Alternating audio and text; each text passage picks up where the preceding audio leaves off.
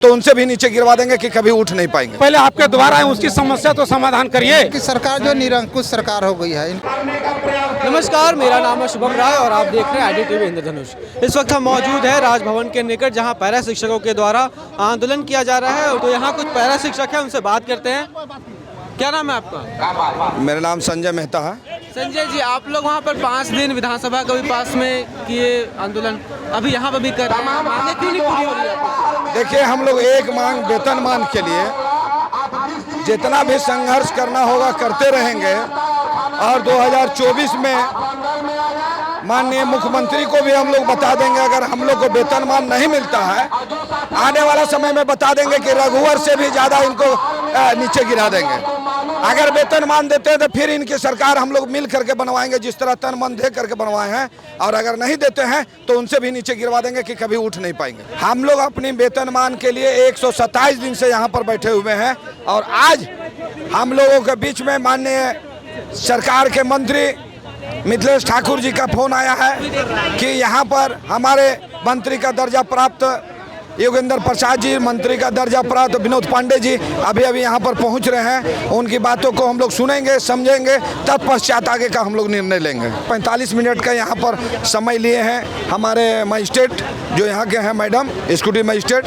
45 minute में क्या हम वार्ता करवाएंगे, अगर नहीं वार्ता करवाते हैं तो हम लोग बैरिकेडिंग तोड़ करके आगे बढ़ने का काम करेंगे। अच्छा, इनसे बात करते हैं। अच्छा, इस सरकार का जो रवैया है आंदोलनों को लेकर, कुछ ही दिन पहले जो पंचायत स्वयं सेवक है उन लोगों पर लाठीचार्ज हुआ, तो क्या लग रहा है क्यों ऐसा करिए सरकार? देखिए, सरकार यहाँ की सरकार जो निरंकुश सरकार हो गई है, इनके पास संवेदना नहीं बल्कि संवेदना शून्य हो चुकी है।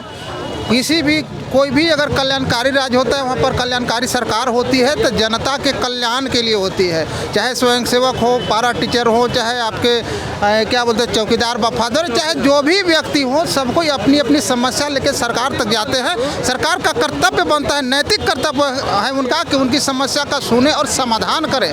लेकिन हमको लगता है कि यह माटी की सरकार अपने आप को कहने वाली, माटी का अर्थ होता है कि जमीन की सरकार, लेकिन एक दूसरा अर्थ यह भी होता है कि कोई व्यक्ति जो इसको माटी में मिला दिया, आप जानते होंगे, मैंने खत्म कर दिया। वही सरकार है, तमाम बेरोजगारों को आस दे करके आज निराश कर रही थी। तमाम बेरोजगारों में जो है निराशा छा गया है, कोई चाहते नहीं, सरकार के नाम लेना भी नहीं चाहते। सरकार संवेदन सो चुके, इसमें कोई जान है। राज्य के प्रतिनिधि आपके बीच 15 से 20 मिनट के अंदर जा रहे हैं। उनकी बातों को यदि सकारात्मक बातों करेंगे तो हम लोग आंदोलन रोकने या आगे करने पर विचार करेंगे। अगर सकारात्मक बात नहीं करेंगे तो हम लोग के आंदोलन चलेगा, बल्कि बैरिकेड तोड़ के हम लोग आगे की ओर बढ़ेंगे। सरकार आपके द्वार करके कार्यक्रम कर रही है राज्य भर में, आपके द्वार क्यों नहीं आ रही है? 4 साल हो गया। ये झारखंड का दुर्भाग्य है कि जो मतलब राज्य के आपका मूल निवासी 1932 से खतियानधारी राज्य के पारा शिक्षक आपके द्वारा आ रहे हैं। आप पहले आपके द्वारा है उसकी समस्या तो समाधान करिए, उसके बाद आप ज़्यादा घर घर द्वारा समस्या समाधान करिएगा। ये तो सरकार सिर्फ चेहरा चमकाने पर लगी हुई है, लेकिन जो मूल यहाँ बिंदु है, जो मूल समस्या है, उसको इस राज्य के मुखिया को कोई लेना देना दूर दूर तक नहीं है। हम लोग राज्य के पारा शिक्षक हैं, 20 वर्षों से सेवा दिए हैं और राज्य के जो अभी मुखिया हैं उन्होंने 4 साल पहले वादा किया था कि यदि मेरी सरकार बनती है तो हम आपको 3 महीना के अंदर वेतनमान देंगे, लेकिन हम 3 महीना बोले थे।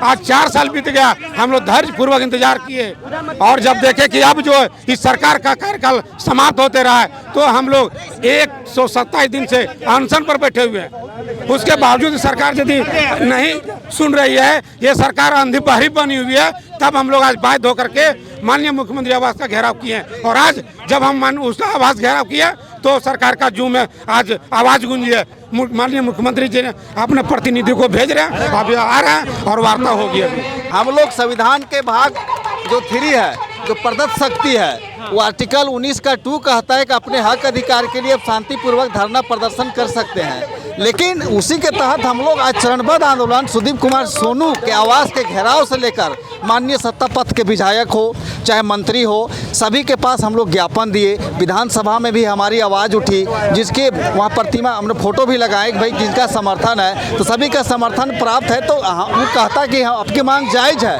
हम टेट पास है, टीचर एलिजिबिलिटी टेस्ट पास किए हैं, शिक्षक पात्रता परीक्षा जिसको बोलते हैं हम पास हैं, तो भाई हमें वेतनमान क्यों नहीं दे रहे हैं? आप वादा करके आए थे 3 महीना के अंदर देंगे, तो अभी इंतजार है। सरकार के प्रतिनिधि वार्ता के लिए आ रही है। आपकी धैर्य, आपकी सहनशीलता पकड़ के। तो हम सलाम करते हैं और आज हम लोग आपके बीच में पहुंचे हैं आपसे आग्रह करने की सरकार आपकी है और आपके संकल्प और आपका जो सुख दुख है, आपकी जो समस्या है उसके साथ हर कदम से कदम मिलाकर चलना चाहती है। जो एक बिंदु पर आपका डिमांड है, एक बिंदु पर जो आपका डिमांड है कि भाई वेतनमान का जो टेट पास सहायक शिक्षक है उसका वेतनमान निर्धारित हो, उस दिशा में हम लोग पहल करेंगे। और हम लोग यह आज आप लोग को आश्वस्त करने आए हैं कि भाई विगत 5 जनवरी आने वाला 5 जनवरी से पहले 5 जनवरी तक आप लोग को संबंधित उच्च अधिकारियों के बीच में वार्ता कराएंगे और आपसे आग्रह करते हैं कि आज से और अभी से आप लोग आंदोलन को समाप्त करें। इन्हीं बातों के साथ अपनी बातों को समाप्त करते हैं कि 127 दिनों से ये टेट पास शिक्षक आंदोलनरत हैं और समय समय पर हम लोगों को अवगत भी कराया गया इनके मांगों से और इनके प्रतिनिधि मंडल भी हम लोगों के साथ में पार्टी के कार्यालय में इनके द्वारा वार्ता भी की गई।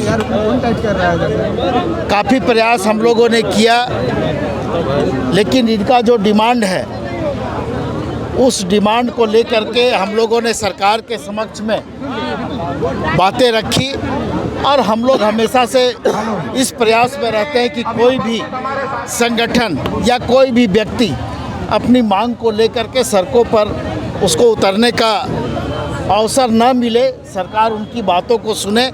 और इस दिशा में बड़े भाई जोगेंद्र जी ने और हमने पहल किया और सरकार से इनकी वार्ता कराने का हम लोग काम करेंगे।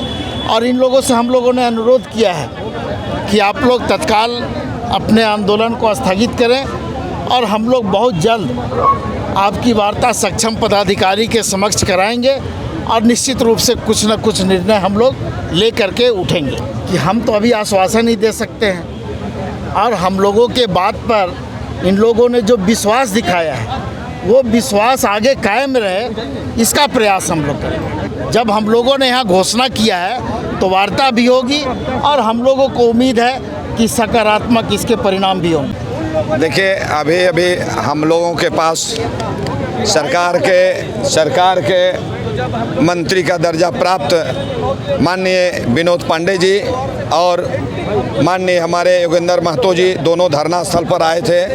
और आज सुबह हमारे सरकार के कैबिनेट के मंत्री माननीय मिथिलेश ठाकुर जी का भी फ़ोन हमारे संयोजक माननीय दशरथ ठाकुर जी के मोबाइल में फ़ोन आया था।